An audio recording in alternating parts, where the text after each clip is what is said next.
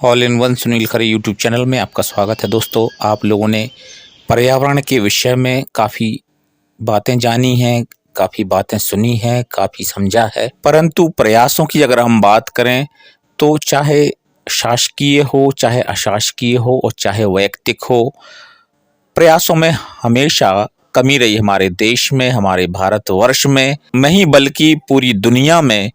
पर्यावरण को लेकर के जो सजगता होनी चाहिए, जो जागरूकता होनी चाहिए, उसका सर्वदा अभाव मिलता है।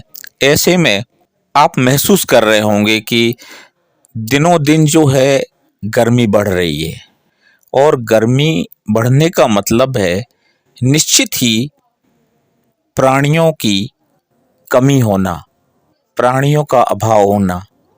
अर्थात ज्यों-ज्यों गर्मी बढ़ती है त्यों-त्यों ऐसे प्राणी जो कम गर्मी सहन कर पाते हैं वो विलुप्त हो जाते हैं, वो प्रजातियां विलुप्त होती जाती हैं। कभी डायनासोर इस धरती पर हुआ करते थे, आज नहीं है।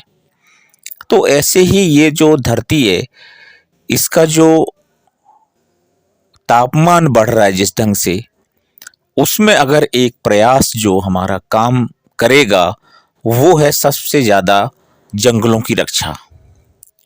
वैसे तो जल, जंगल और ज़मीन की सुरक्षा करना सर्वदा उचित होगा, परंतु अगर हम जंगल को बचाएंगे और यदि हमारे यहाँ जगह है, स्पेस है, वहाँ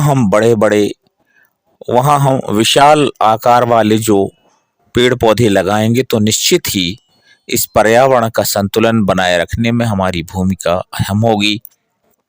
और इसके लिए कई आपने प्रयास देखे होंगे। हमारा जो प्रयास होता है वो हम व्यक्तिगत करते हैं। अभी जैसे कि हमने हमारे किचन गार्डन में भी लगभग 9 से 12 जो है आम के वृक्ष बना लिए हैं, और इसके अलावा उसमें नींबू, संतरा, सेब और अंजीर जैसे पौधे जो हैं अभी लगे हुए हैं। इसके अलावा जो दुर्लभ जातियां जैसे कैथ हुआ, कबीर जिसे बोलते हैं, या फिर बेल हुआ, तो ये सारे जो पौधे हैं, पीपल, नीम, इनकी सुरक्षा करना बहुत ज़्यादा अनिवार्य है। और इनके लिए हम बीजारोपण करें, बरगद हुआ जैसे, तो इनको भी हम जो है इनके बीजारोपण करके और इन्हें हम उगा सकते हैं, और निश्चित ही हम जो है पर्यावरण की दिशा में एक हमारा जो है प्रयास शामिल कर सकते हैं, और इस दुनिया की रक्षा के लिए एक हमारा जो प्रयास है वो इसमें जुड़ जाएगा।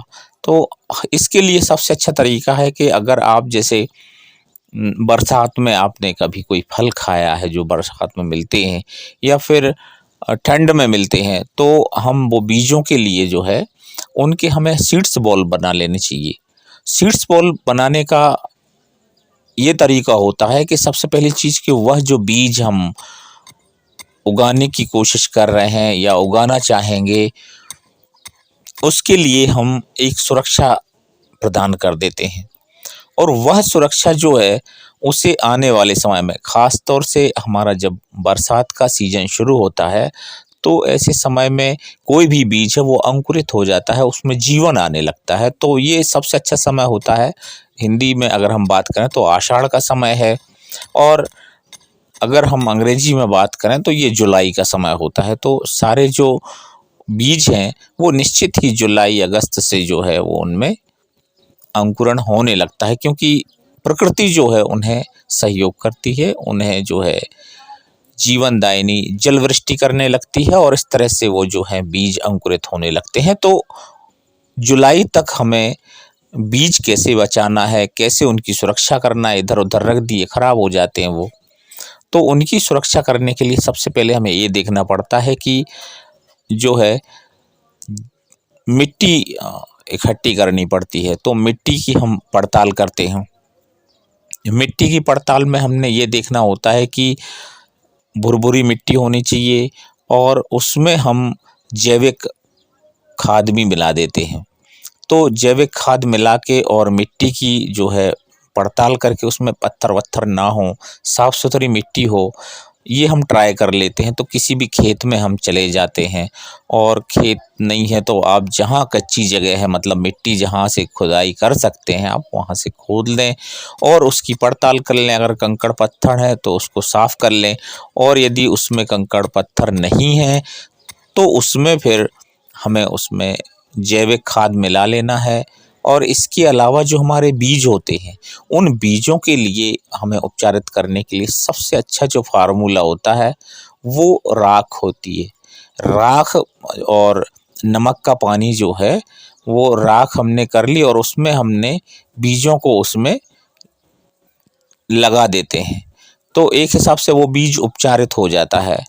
और वह बीज जो हम उगाना चाहते, अभी जैसे बेल बहुत कम जो है अभी मिल रहे हैं देखने को, कैथ तो अभी दिखाई नहीं पड़ते हैं। और एक जो है एक ऐसा पेड़ होता था बहुत विशाल, जिसे हम रुसल्ला बोलते थे। अब उसे और अन्य भाषाओं में क्या कहते हैं उसका आइडिया नहीं है, पर वो दिखता नहीं कहीं और ये बड़े विशाल है। जैसे अभी उमर है और बरगद हैं तो ये भी कम होते जा रहे हैं। पीपल है, इनकी उपयोगिता है, ये जीवनदायिनी तो होते ही हैं, इनमें कई रोगों को दूर करने की स्वतः क्षमता होती है। तो ये अगर धरती पर हैं तो निश्चित ही जो जिस तरह से गर्मी बढ़ रही है और जिस तरह से इस संपूर्ण प्रकृति में तेजी से जो है परिवर्तन हो रहा है प्रकृति का, तो ये जो जलन है ये कम होगी। और शीतलता जब जैसे ही हमारे पृथ्वी में विकसित होगी तो हम सूर्य की जो तपिश है उसको हम सहन कर पाएंगे। पेड़ पौधों के माध्यम से जो है वो तपिश कम हो जाती है और हमारा जीवन जो है वो ज़्यादा सुरक्षित बना रहेगा, आने वाली पीढ़ियों के लिए भी जीवन सुरक्षित रहेगा। तो इस तरह से हमने ये देखा कि हमने पहले मिट्टी की पड़ताल कर लेनी है। अब जहाँ अच्छी मिट्टी हो वहाँ हम पहले पानी डाल देते हैं, गीला कर लेते हैं उस मिट्टी को, और फिर वहाँ खुदाई करते हैं और उसमें हम अपना जैविक खाद मिला लेते हैं। और जैविक खाद मिलाने के बाद हम उसकी टिकियाँ बना लेते हैं। और पहले मिट्टी की हमने टिकिया बना ली और टिकिया बनाने के बाद फिर हमारा जो उपचारित बीज है तो वो बीज हम उसके बीच में रख के और उसे हम जो है बिल्कुल बीचों बीच पैक करके और गोल बना लेते हैं। तो ये एक हिसाब से हम बात करें तो ये बीज की गेंद हो गई, इसे हम सीड्स बॉल कहते हैं। अब इसे हमने जो है तैयार कर लेना है। हर एक प्रकार के बीजों को सुरक्षित करने का सबसे अच्छा तरीका है, और इसे हम जो है धूप में सुखा देते हैं। धूप में सुखाने से ये होगा कि वह बीज जो है सूख जाएगा और सुरक्षित उस मिट्टी में दबा रहेगा।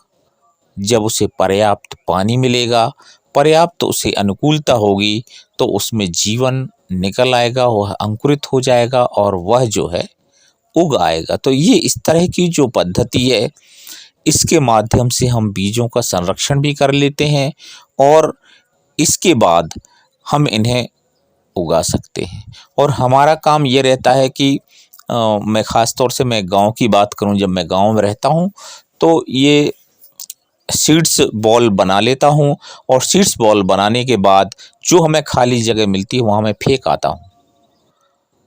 अभी इसी सीजन में, चाहे अब ठंड का हो गर्मी का हो, मैं उसे फेंक आता हूँ और इस तरह से फेंकने के बाद वो उगाती है। मैंने ऐसी कई जगह जो है जैसे बेरियां होती हैं तो बेर की जो है बीज जो है उनकी बॉल बनाई, वो फेंक आया मैं। ये जो आपका जो जैसे सीताफल हुआ, रामफल हुआ और अमरूद हुए, तो इनके भी मैंने काफ़ी जो है बॉल बना के जो है फेंकी हैं जगह जगह। और बबूल हुआ, इस तरह से बेल बेल हुआ, कैथ हुआ, तो ये अभी मैं ये काम कर लेता हूँ। और इस तरह से एक अपनी तरफ से जो हमारा प्रयास होता है पर्यावरण के लिए, तो वो मेरा काम जारी है। और मैं चाहता हूँ कि आप सब लोग इस तरीके को अपनाएं।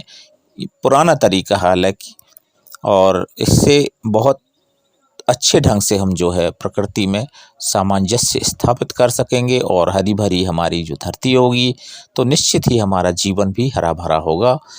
धन्यवाद। Thank you everyone.